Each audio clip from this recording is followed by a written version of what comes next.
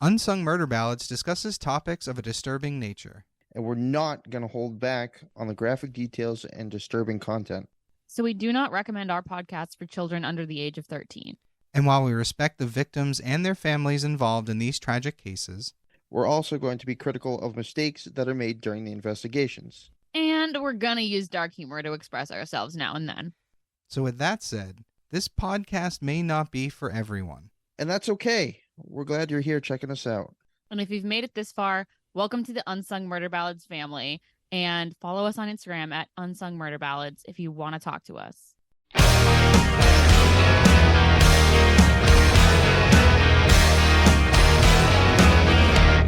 Hey everybody, welcome back to Unsung Murder Ballads. This is episode 125. I am Janus Dead. And I'm Jameson Dead. And Joyous Dead is traveling the world and can't join us tonight, the lucky SOB. Yeah, she's off on her adventures, so good for her. Yeah, I mean, you know, we all deserve those kind of vacations, especially when it involves traveling and seeing the world. So I hope she has a good time out there. So what do we got on tap for tonight? On tap. It's kind of funny that you say that because this starts off at a bar. Look at that. I'm foreshadowing stuff without even knowing it. Yeah, basically. Yeah. So we're going back to September of 2020. So not that far back. And okay. Basically, a girl is out. She meets a guy. She meets a bunch of people at a bar. And she's flirting with a guy who's flirting back. Things seem to be going really, really well. Then her body is found burning in the woods, wrapped in a kiddie pool. What? Yeah. So throwing you right in the deep end. God. So when in 2020 is this? September of 2020. So right after the quarantines have been lifted. However, this is taking place in Texas, so I don't really know how much they enforced. They probably didn't care. Yeah, I don't know how enforced the rules were. I know up here in New England, we were real strict about it. Oh, yeah, most definitely. Yeah. I remember, I mean, this is a small tangent, but for any of you listeners out there that aren't from the New England area, there was a gym that refused to close down, and they were fined. I don't know if it was every day or every week, but they were get hit with fine after fine after fine until I think they were just financially forced to have to close, but they brought all their equipment outside. So I don't know the full extent of it. I just remember reading about it and being like, holy crap. So yeah. I mean, good for them for taking a stand. I guess it was a little short-sighted, but yeah, I mean, I understood what they were trying to do. I disagree with it because I do think if people were getting sick, like I don't think Massachusetts got hit quite as bad as like New York City did, you know, so, but at the same time, a lot of people did die and it was a little reckless is all I'm saying. But yeah. All right. I can see that side of it. My family was affected where I still had to work, but my wife didn't, you know, like she was able to do things like Instacart and DoorDash and things like that because her job was basically shut down because of the quarantine where, you know, being in a management kind of situation, I still had to go to work every day, which sucked. Yeah, that's super rough. Yeah, I got shafted. But anyway, let's dive into this because this is the case of Jackie Vandagriff, who went by Jackie. So okay, all right, let's see what we got here. Here we go. So Jackie was born on March 4th, 1992 in Carrollton, Texas to Sonia and Rick, and she had an older sister named Jenny. Now, in addition to Carrollton, which is a suburb of Dallas, her family lived in Frisco, Texas, as well as a place called The Colony in Texas, which I think sounds really cultish. Well, it's not like a ranch called The Colony. It's a city or a town. I know, but just the name in general, it just I had to do a double take and look it up. I was like, that's a little weird. So more than anything else, Jackie was remembered for her kindness. According to her family, her greatest passion in life was to help others realize their unique beauty and talents and to lift them up in their progress towards, you know, self-actualization. Okay. Always a good thing in somebody. Right. And again, we always say the victims are always the best people. They really are. It's so sad. Now, friends remember her as bubbly and social and said that no one was a stranger to her, as she had a knack for making everybody feel included. She also had a respect and appreciation for animals. She was a vegetarian for most of her life, and she advocated for no-kill shelters. As a kid, Wow. I know. It's like, again, it's always the best of us that get victimized. As a kid, Jackie loved to read, and apparently she was really into the Harry Potter books, and she was also physically active. Now, I've never read Harry Potter. I've only seen the very first movie. I'm not a fan, but more power to Okay. everybody. I know. That's Yeah, I mean, I as a little kid, I remember doing the midnight reveal, or you camp out and you get the book Yep. with everybody else. I did that for the first one and read the first one, and then just kind of dropped off, and then just started watching the movies and didn't really get into the books nearly as much. Right. It's too bad Joyous isn't here because she and I had a deal, and she gave me the fourth book. She wanted me to dive in there. She said that's when it got like more adult-ish. And Yeah, I read okay, I can see that. I read the first few chapters, and I was like, this is still written for children, and I didn't enjoy it, so I didn't keep up my end of the deal. So anyway, Jackie competed in statewide gymnastic competitions and at the World Olympics Gymnastic Association. She was also a gift. Whoa. I know, right? This girl's crazy. She was also a gifted singer and had even performed the national anthem at local sporting events. So, yeah, she's doing it all. Yeah, apparently, which apparently somehow puts a big target on her back. Yeah, well, I mean, strangely enough, none of these achievements are what brought her to her perpetrator's attention. But Oh, we'll okay. get into that. So after attending Wakeland High School in Frisco, Texas, she settled on a career as an esthetician and studied cosmology at the Palm Mitchell School. Dumb that down for me just a tiny bit there. She's into beauty and makeup, and therefore she's learning how to do things like work on women's like eyebrows and facial, you know what I mean? She's doing that kind of stuff. Okay. Yeah, All right. sorry. Cosmology is, of course, makeup. Yeah, I got that part of it. The first The esthetician. no. Yeah. Yeah. I That's was like, what is that? again, that's like where they'll do facials. They'll put like a mask on, and they'll pluck your eyebrows, and they'll do things for your lips, and that kind of thing. Okay. All right. Yeah, I'm not incredibly knowledgeable, and again, this is another moment where Joyous, I hope you're enjoying the far east of the world. This is your fault. However, when that left her feeling a bit unfulfilled, she didn't quite feel that was giving her everything she wanted. She decided to return to school and pursue a degree in nutrition and food science with a focus on wellness. So she's incredibly healthy.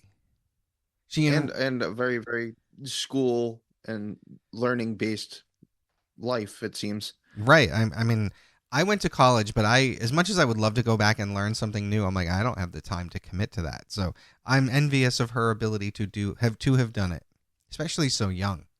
Yeah, no kidding. She then enrolled in Texas Woman's University and moved near campus to Denton, Texas, which is about 30 minutes from where she had been living in Frisco. At that school, she was regarded as bright, passionate, and hardworking. Now, Denton is a college town with about 150,000 people located right on the shore of Lewiston Lake within the Dallas-Fort Worth metropolitan area. In addition to her studies, Jackie worked at restaurants for extra money as she finished up her degree. In the summer of 2016, the then 24-year-old Jackie was a junior at college, and she was in search of a new bartender job.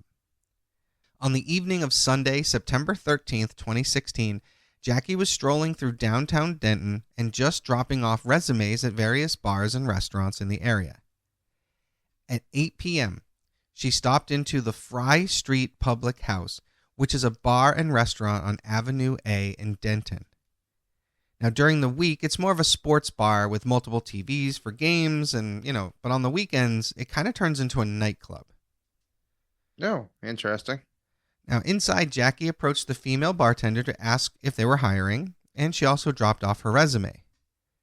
There are some sources that say she had actually been there on a date, like nearby, and that date had ended pretty quickly, and she just kind of then wandered into this bar to kind of salvage the evening by looking for a job. But there's no real confirmation on that. It's just one of those things that floats out there. So as Jackie stood there talking with this female bartender, a guy seated at the bar with a drink joined in on their conversation, as guys do. Of course. Now, this guy was a regular at Fry Street here, and he was heavily tattooed, but he was fit. He was always polite to the staff, and he seemed to be generally liked by the employees. On that evening, he happened to be sitting there at the bar by himself, but a few onlookers claimed that he seemed as if he was waiting for someone before Jackie had come in. Now, surveillance footage captured his first interactions with Jackie, in which he appeared charming and friendly and a bit flirtatious. At one point, he actually touched her gently on her arm while the two laughed. And at some point during the evening, Jackie even tweeted, quote, "I'm glad I decided to get off Tinder and walk into a bar," unquote. Okay. Well, right. There's so many things just completely that wouldn't fly today, I feel like. Yes and no. Here's the thing. I'm thinking you're going with the touched her on the arm, right? Correct. Yes. So if you're having a solid interaction with with a person, and there's an attraction, the touch is a good indication that it's going well. Because if she doesn't flinch away or have a weird look on her face after you do it, it means that she's receptive to you and what's happening.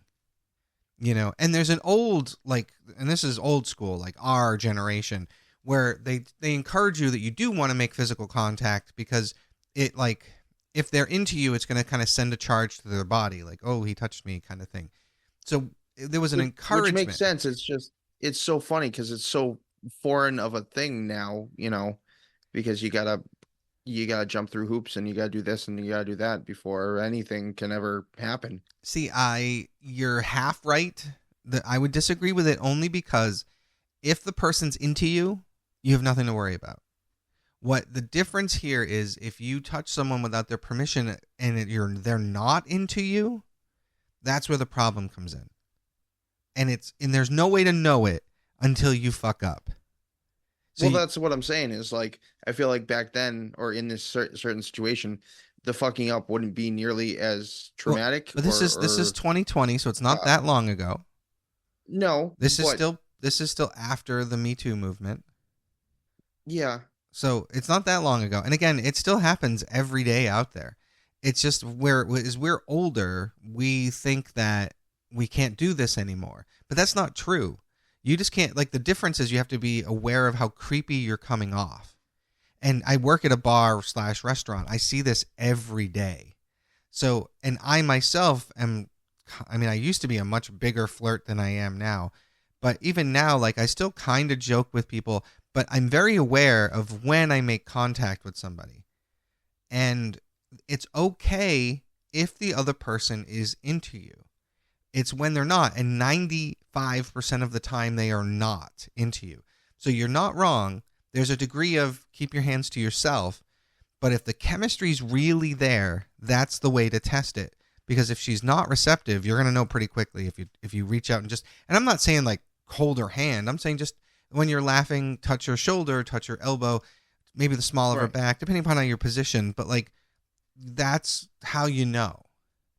It's a weird game. Yeah. It's a much more complicated game now than it was in the 80s and 90s. That's for sure. Oh, yeah. All right. Anyway, so we digress. All right. So after Jackie, the bartender, and the man seated at the bar all talked for about an hour, the bartender's shift came to an end, and the three left. Jackie asked the bartender and the man if they wanted to go out. Let's go have another drink. Let's go to another bar. But the bartender was tired after her shift, and she declined. Now, Jackie had hit it off with this man so well that they decided to go to another bar, have some good times. And they went into a place called Shots and Crafts, which was on the same street, just a minute down the road. While seated at the bar, Jackie and this dude began talking to another group of women. They're just hanging out with this whole other crowd, having a good time. which again goes back to what they said about Jackie, is there was no strangers to her. She had zero problems just going in and making friends with everybody right away. Right, which is awesome. Now, while they're there, it starts raining outside, and it's about 10 p.m. at this point, and the group of girls decide they're leaving, and they all say their goodbyes. It's the very next morning that Jackie's found dead. Everything happened so quickly that she hadn't even been reported missing by the time her body was found. Holy crap. Early on the morning of Monday, September 14th, 2016, so I'm sorry, it wasn't 2020, it was 2016, my bad. Maintenance workers in the park of Grapevine, Texas, which is about 35 minutes from Denton, spotted some smoke. There, inside Acorn Woods Park, was a charred and melted blue rubber kids pool and what looked to be human remains inside. Ugh. The workers immediately put out the fire and called 911 to report this obviously disturbing discovery. Now, their suspicions were correct that they were, in fact, human remains inside the kid pool, burned beyond recognition.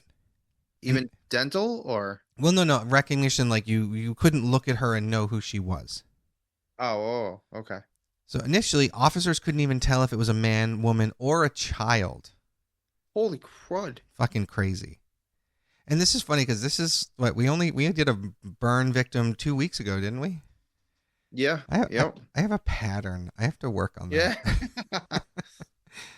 So meanwhile, Jackie's roommates noticed that she hadn't come home the night prior. So they call the police, and police are cross-checking fingerprints between those found on the pool and, of course, Jackie's, once she was reported missing, that is, and they were finally able to identify her. Now, while investigators scrambled to put together her final movements that night, Jackie's body was taken for an autopsy, and the medical examiner's report revealed horrifying details about what had happened to her in the final moments of her life. Before her death, Jackie had sustained stab wounds to her midsection and blunt force trauma to her head. Holy crud. Ultimately, due to her having bruising around her neck, her cause of death was determined to be strangulation. But the most disturbing aspect of her murder was what happened to her afterwards. Her murderer had partially dismembered her and then cut open her chest and removed her heart. Oh, what the fuck? Right. Fucking nuts. After that, she was then wrapped in garbage bags and put in a kiddie pool before being left at that park and obviously set on fire. So right away, police are frantic to try to figure out who had done it, why, all that shit. So while retracing her final steps that night, it seemed as if Jackie's last few hours were spent in those two bars on Avenue A in Denton, and that her companions were all new people that she barely knew. But they specifically zeroed in on the guy she was talking to and was seen at both bars with. After they left, there was no further video footage of them together. Even better, though, her cell phone data did show that she had been on the move until 1:30 a.m. that morning, and Jackie's phone connected to 4 different cell phone towers along U.S. Highway 377 and I-35. Now, to put this in perspective, because obviously you don't know Texas as well as I don't know Texas, I'm assuming. Correct. So Denton, we're talking 40 minutes away from where she was. So it's not like she's just traveling on the other side of town. Her phone, at least, moved quite a distance. Jackie's phone last struck a cell phone tower along the route at 1:30 in the morning, but between this ping and when she and this mysterious man had left that bar in Denton, police couldn't account for her whereabouts. Which means she was probably already dead, and they were just using or bringing along her cell phone to make it look like she's out and traveling about and having a good time. Right. And you very well segued into my next statement, because it says police also couldn't locate her phone, but eerily, although Jackie had already been found deceased on September 15th, 2016, after her body was recovered, someone, or using her Twitter account, tweeted, Never knew I could feel like this. So yeah, you called it. Someone That's else is creepy, moving her though. phone. That's a creepy, very cryptic. Oh God, no. It's fucked up. Yeah.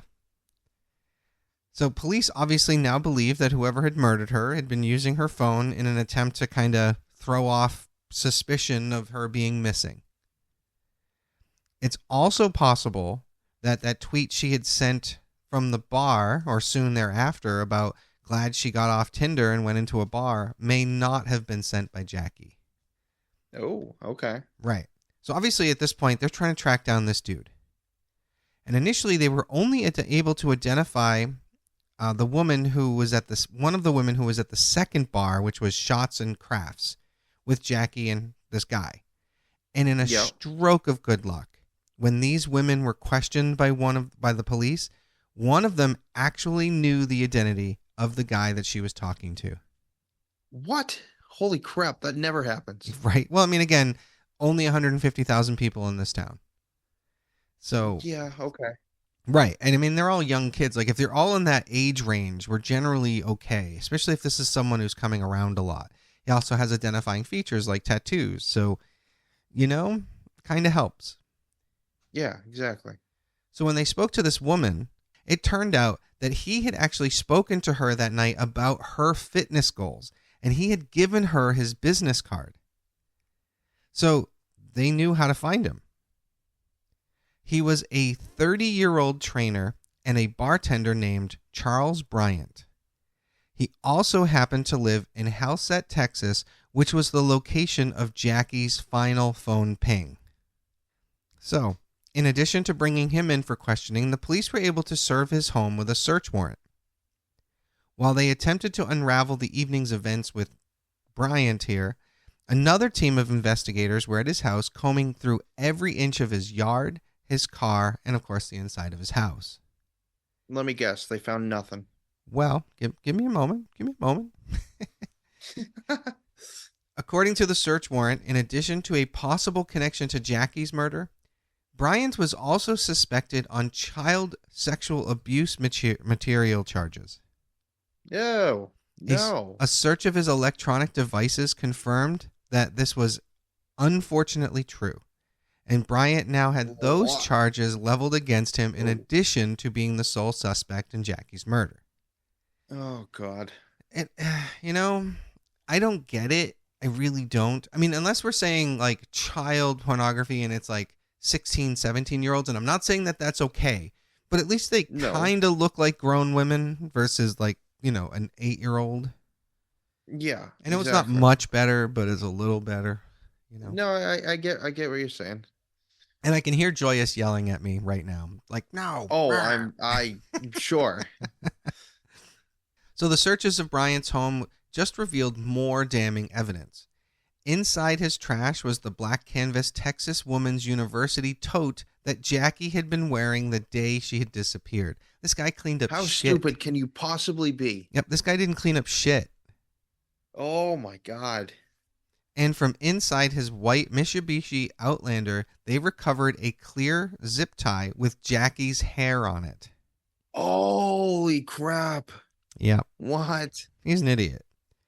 They found a cell phone battery believed to be from Jackie's phone, a stun gun that had Jackie's DNA on it, and they And they also found condoms and erectile dysfunction medication. So I just want to say, if you need the blue pill to go out and rape and assault someone, go fuck yourself. Oh my God. No, exactly. That's just twisted as fuck. I can't even, I understand what those pills are for, but they're not for that.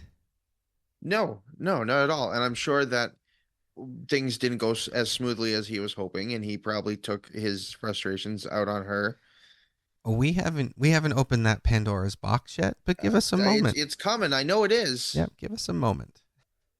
Also inside Bryant's home, they removed multiple guns, knives, and ammunition.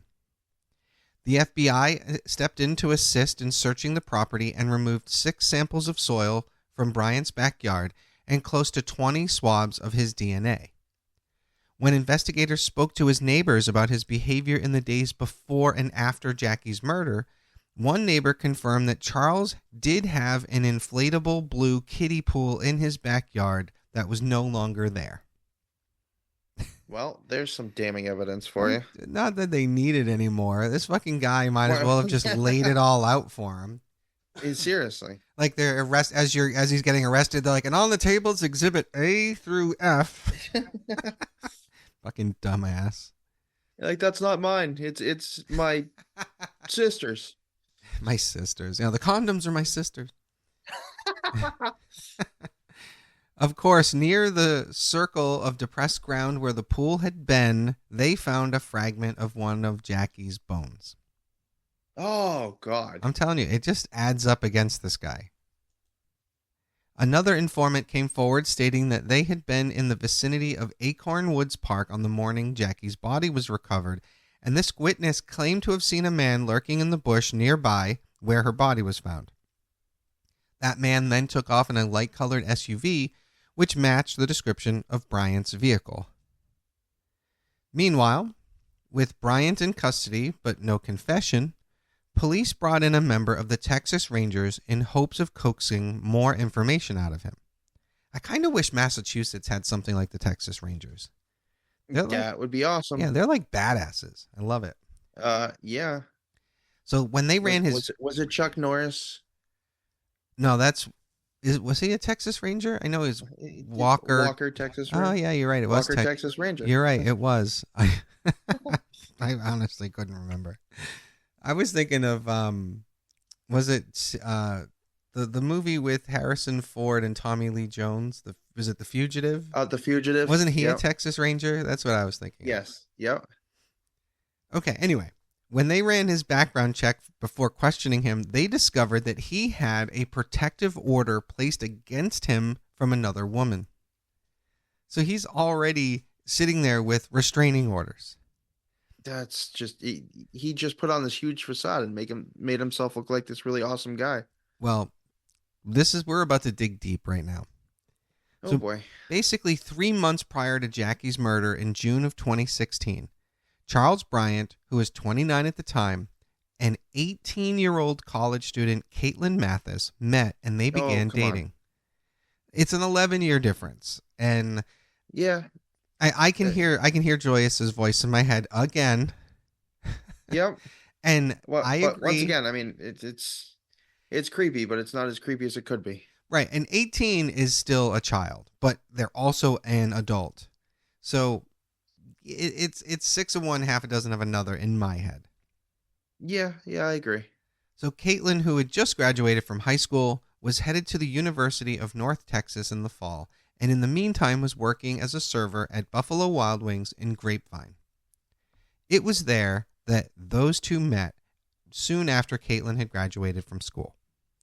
And again, although he was 11 years her senior, Caitlin fell for him quickly, describing him as smooth-talking and charming, and said that she was drawn to him because of his muscles and his tattoos.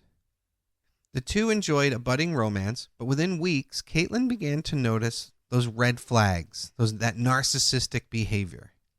Caitlin claims that Bryant was quick to become jealous, and that he would often contact her obsessively and pick fights with her when she made plans that didn't involve him. And I just want to say, for all the women listeners out there, because I think that's 60-something% of you guys, listen to these red flags. Most guys do not deserve your time. They don't. They're assholes. Because as we find out every week here, practically. Yeah, and most of the time, by the time they see the red flags, it's too late. That's what I'm saying. So once you see the red flag, get out. There are good guys out there. But if you're seeing these red flags, go. Run. Anyway, so after that, Caitlin just kind of started falling out of love with Bryant. And she was also scared that he might do something stupid if he became angry with her.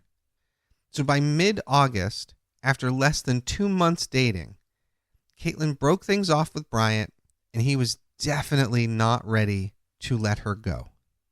Oh, yeah. So the following day, he showed up at her family's home and begged her for forgiveness and asking her to take him back. He promised Not that gonna end well. he promised that he would work on himself and swore that he would be a better partner to her. Bullshit. Well, apparently whatever he said to her was convincing enough because she agreed to get Oh, back come on. together. But of course, that didn't last very long. After about a week, Caitlin left for the University of North Texas in Denton, where, Jackie was going to later disappear from. Now, Caitlin still had her doubts about Bryant and decided that she needed to break things off for a fresh start at her new school. She ended things with him once and for all via a text this time because she didn't want to deal with him directly, which makes sense. And again, she didn't want to listen to him try to convince her not to leave him. So Caitlin then happily moved into her new dorm, ready to put her tumultuous relationship with this dickhead behind her. But once again, he was not ready to take no for an answer, as narcissists are prone to do. He raced to her college campus to persuade her to take him back. He was driving erratically, and he was pulled over by campus police and issued a traffic citation. But because he hadn't been drinking, they hit him with the ticket and let him go. As soon as the police let him go, he continued to search for her. And somehow he actually tracked her down and figured out what dorm she was in. Once he was in the building, again, no idea how he got in the building, because even 20 years ago when I was going to college, you just couldn't enter these buildings. He wandered the halls until he found a door with her name on it. Oh, that's creepy as hell. Yeah, and that's the thing about, when you're first moving in, they want you to get to know everybody. So your names are actually up on the doors, which I'm not a big fan of for children of that age group, But it is what it is. He pounded on the door, flowers in hand, pleading and begging her to take him back. Caitlin refused and was so alarmed by the situation that she called campus security to have him removed from the premises. Caitlin was very aware now of how manipulative and scary he could be, especially when he wasn't getting what he wanted. But since he already had his sights set on her, it seemed that it was too late to reason with him. So Caitlin blocked his number and all of his emails, as well as all of his social media accounts. But you know how people like this are. They're not going to stop. No, until she's either dead or he gets what he wants out of her. So the day after Charles's surprise visit, Caitlin spoke with campus police, who were now very well aware of the situation. And they issued a no trespass order banning him from the University of North Texas campus completely. I never fully understood why authorities think a single piece of paper is going to protect somebody. Never. Nope. It's like that scene in Game of Thrones after King Robert dies and Ned Stark is standing there and he pulls out that parchment where, Yeah. and Cersei literally looks at him as like, is this meant to be your shield, a piece of paper? And she tears it apart. Like it Right, yeah, exactly. It does nothing. Nope. But anyway, as you can imagine, this does not stop Bryant, because a week later, he showed up at the restaurant that she was working, just hoping to talk to her. And Nothing is safe for her. And her coworkers even told her that he had been there the day prior as well. Terrified, Caitlin just completely quit her job that evening and went back to working in her hometown, which was a half an hour away, just in the hopes that he wouldn't track her down there. On September 6, 2016, Bryant, who is now 30 years old, again showed up at Caitlin's dorm, violating the protective order. Obviously, we knew that was going to happen. While he knocked on her door and pleaded for her to come talk to him, Caitlin hid in the closet and called the police. Frustratingly, by the time the police arrived, Bryant was gone. Of course. He left behind the flowers and a lengthy note, but thankfully police were able to track him down as he was still lurking around the campus, and that's when they arrested him. However, Charles Bryant made bail and was released just hours later. Holy crap, what? Shit happens quick in Texas or something, I don't know.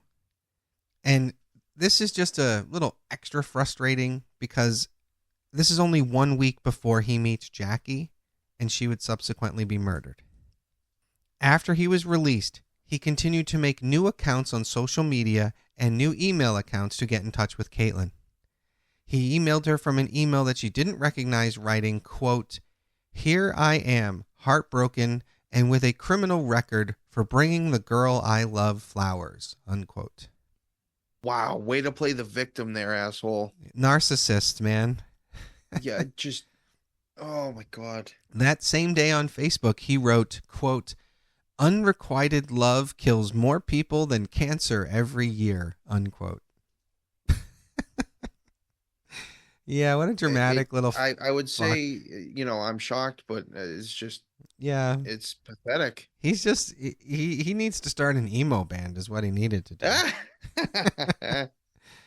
So Caitlin was living in fear of this guy, and Bryant seemed to be spiraling out of control, and she didn't know how dangerous he could actually be. Caitlin later described this harrowing time saying, quote, "I think he really wanted to kill me. I think he wanted me dead," unquote. Which, probably because you weren't giving him what he wanted. Right. If his mentality was, if he can't have her, nobody can. So after his release from jail, police sought him out at his home and arrested him for breaking the protective order by continuing to reach out to Caitlin. So he was arrested for a third time in just 2 weeks. But again, he posts bail and is released. Just days later, he found himself sitting at a bar on Avenue A in Denton when Jackie Vandagriff walked in looking for a job. Police now believe he may have actually been hoping to run into Caitlin that night, as he knew her dorm was just a half a mile away. And also, that strip of bars in Denton was a notorious hangout for local college students, but instead of finding Caitlin, he met Jackie. The date after Jackie's murder, September 14th, 2016, Bryant again began reaching out to Caitlin via email, writing to her, quote, "I'm not going to lie, I miss you," unquote, as well as sending her a picture of a tree at Grapevine Lake, where, Jackie's body was. Oh, God, that's creepy as hell. Well, this is also where he and Caitlin used to take picnics together. So it's kind of fucked up. That's incredibly fucked up. So, and I'm going to get into this later, but Jackie and Caitlin look very much alike. So he targeted her as basically a proxy victim for Caitlin. Oh, that's fucked. Caitlin's story fills in all the gaps because when we look back at Jackie's murder and we now know that he was this heartbroken, angry, narcissistic fuck, and everything that was done to Jackie was by someone who was very, very angry. And, think about it. He cuts out her heart. He barely knew Jackie. Right. So, yeah, she became his proxy victim. Brian sat down with Texas Ranger James Holland, who was notorious for getting confessions out of serial killers, which I wish I had that reputation. That's an awesome... That would be incredible. Right? That's an awesome little moniker. Initially, Bryant tried to play dumb and claimed that he remembered seeing Jackie at the bar that night, but, he had no further information to offer them. And when they revealed that they had recovered her bag from his trash, he had no excuse at all and just continued to play dumb. Which I can't even imagine how that would go. I remember meeting her. Absolutely not. Yeah, I remember meeting her. Wait, her bag is in my trash? Yeah, I have no idea how that got there. None. Maybe it was that sister you mentioned. Oh, man. Then they revealed to him how much more they knew about the situation than he thought that they knew. In addition to the surveillance footage at the bar that night, they had footage of Bryant at Walmart purchasing a shovel at 4 a.m. Ridiculous. Because that doesn't scream suspicious. Like, what the hell? I mean, first off, and I don't remember what case it was, Walmart has some of the best security around. You're not... Yeah. If you're going to do something like this, don't go to Walmart. Oh, it was Israel Keys. He was the one who said that. Oh, yeah. That's why he went back to the coffee shop for something instead of going to the Walmart to buy something. That's right. Anyway, so with all that information, Brian's facade just began to crack, And he explained that because it had been raining that evening when they had left the bar, he had offered her a ride home, but he wasn't quite sure. He couldn't remember if he offered her a ride home or not. Uh-huh. Sure. But finally, after hours of interrogation, he claimed that he and Jackie had had consensual sex in his car and that she had asked him to choke her with a zip tie during the act. What? Yep. No way. He claimed that the zip tie then got snagged on something and it tightened by accident. And, unbeknownst to him, she lost consciousness. How stupid does he think these investigators are? I want to know how a zip tie gets accidentally snagged on something and tightened. I mean, I've played with a lot of zip ties in my day, and that's not the way it works. So now the story that he was telling investigators really started to unravel because, according to Bryant, Jackie was unresponsive, so he started to shake her. Apparently, he panicked and, facing what he explained away as a tragic accident, he drove her back to his house, because that's where her cell phone last pinged. He's got to cover that, right? And right, exactly. He wrapped her in garbage bags and put her in the kiddie pool and then dropped her off at that park. He said he purchased the shovel at Walmart and attempted to dig a grave for her, but then the ground was too hard, so he couldn't do it, and he decided to burn her instead. Yeah. That is the biggest load of shit I've ever heard. That is awful. I just don't understand. I get that he's trying to maintain it was an accident, right? But, if you're having consensual sex with someone, because, some people like to be choked. And I'm sure there are times where someone accidentally passes out or maybe even dies in those acts, right? The best thing you can do is call the police and say, this is what legit happened. And you know what I mean? Hiding the body is even worse. Right. And the more things you do, let's say this guy is telling the truth, which we know he's not, right? The more things you do, the worse it gets. Exactly. Yeah, fucking morons. Anyway, so after hours of interrogation, he was still trying to maintain that it was an accident, but investigators obviously didn't buy it, and they weren't satisfied that he was giving the whole story to them. So they decided to ask him about Caitlin. Specifically, they wondered if he had pursued Jackie that night because he was waiting at the bar for Caitlin and only went after Jackie because of how much she looked like Caitlin. Now, the horrifying news of Jackie's death didn't come as much of a surprise to Caitlin, who had known that he was capable of something like this. However, it did shock her to learn that Caitlin and Jackie were already friends on Facebook. What? Wow. Caitlin reported that after Jackie's death, she had received a friend request on Facebook from Jackie. So it's not Jackie that sent her the friend's request. It's fucking Bryant. Oh, that's a sick thing to do. What a fuck. That's twisted. What the fuck? Crazy. So obviously Bryant denied this and made light of the allegations of stalking altogether, claiming that his obsessive behavior and fixations were because, and get this shit, he had been molested as a child, and that's why he was behaving that way. Bullshit. Absolutely not. Obviously.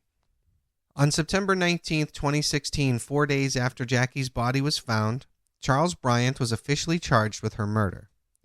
As one would expect from a narcissist, he pled not guilty, claiming it was a simple accident that had occurred during consensual sex. However, according to the medical examiner's report, there was no evidence that a sexual encounter had taken place at all. So Bryant's lawyer, whose name was Glynis McGinty, built her case on Charles's claim that Jackie had asked him to choke her during what was described as kinky sex and that he had obliged. And that, she had strangled herself by accident and he panicked when she was unresponsive. Fucking, God. Maybe it's because I have military training, but if someone passed out in front of me and they weren't breathing, I know how to do CPR. That's what you do. call 911 and you do CPR. It just doesn't make Right, sense but to me. even if you didn't know how to, like, you don't Right. You don't set them on fire. and cut their heart out. That's a big part of that. You cut their heart out. They also claim that he should have called for help, but that he had been drinking and was in shock. So instead of reporting her death or even attempting to seek help, he just tried to cover it up. His lawyer claimed that his only charge should be tampering with evidence. What? Yeah. That's not okay. I mean, I guess they have to come up with something, right? I guess. I want to know if, like, this lawyer actually believes in her client, or if she's just doing it because she has to do it. I think my guess would be she had to come up with some argument, and that's what she came up with. Because that legal team also continued to argue that this murder, Jackie's murder, had nothing to do with his obsession with Caitlin at all. Now, Caitlin I'm sorry, what? Yeah, that's what they're saying. Now, Caitlin Yeah, no, they're a bunch of idiots. Right? Caitlin herself disputed this, saying, quote, how he was stalking was completely related to Jackie Vandagriff's death, unquote. And the prosecutors obviously agreed. They called Bryant calculated and evil, a destructive figure. And according to them, the narrative that the defense was painting, that it was just an accident and a hurried disposal, was completely ludicrous. Prosecuting lawyer Lucas Allen said to the court, quote, why cut out the heart? What does that have to do with disposing a body? He cut her heart out. I want that image to sink in. If the purpose is to dispose of a body, why are you cutting out the heart? Unquote.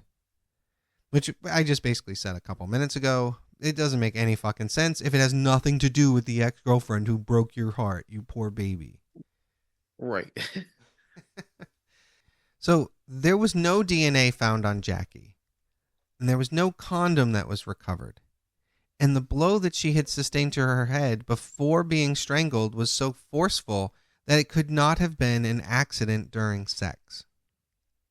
The prosecution on behalf of Jackie instead painted a picture of the cruel and relentless killer taking advantage of an opportunity to prey on an innocent victim, luring her to his car under the guise of giving her a ride home, tasing her, stabbing her, clubbing her on the head, and then strangling her with zip ties. Oh, my dear God. Now, unfortunately, Caitlin was forbidden by the judge to testify. What? Yeah, they would not allow any evidence of his stalking of Caitlin to be allowed at the court. So she couldn't testify against him. Which is fucking crazy. Yeah, that's really twisted. Now, Caitlin's account of Bryant's treatment of her was arguably some of the strongest things the prosecution could have used, and it was a huge loss at the trial. And on Monday, April 16th, 2018, Charles Bryant was sentenced to life in prison. Yay. Right? There's no fucking mistrials. There's no, that's always like the scary part. Jackie's parents, Rick and Sonia, and her sister Jenny opted to stay out of this for the most part, deciding that it was too difficult to talk to anybody about it. So they weren't really there. They didn't, you know what I mean? They just couldn't handle it. Yeah, but that's okay. Right, exactly. Everyone has to grieve in their own way. Her father claimed that claimed in his testimony that he hadn't celebrated a single birthday, holiday, or any kind of occasion since Jackie was taken from them, saying that, quote, we just can't celebrate in the house and look at her chair, unquote. My God, that's just incredibly heart-wrenching. I mean, just imagine like that who knows how many years they maybe it's still going on that they just can't celebrate anything. That's got to be hard. Now, in her memory, her family established a scholarship for fellow nutrition majors at Texas Women's University, which they called the Jacqueline Ray Vandagriff Endowment. And that's awesome. Yeah, and that is the case of Jackie Vandagriff. Whew. Wow. That was a roller coaster. Holy crap. Yeah, that's so fucked up. It's hard. Like, I don't even know how to say, like, I don't understand why men are so entitled to think that they can just do what they want with women. It doesn't make sense. They think they're more powerful. They think they're superior. They think that they're owed it. Who knows? It could be a whole laundry list of reasons. Now, just imagine how lucky. I mean, this girl Caitlyn must fucking thank her lucky stars every day. So thank you everyone for joining us. We'll be back next week. I hope Joyous will be with us. We're not sure how long this traveling of the world is going to take, but her walkabout was needed. So we'll see you soon. Once again, I am Janus Dead. I'm Jameson Dead. And we'll see you next week.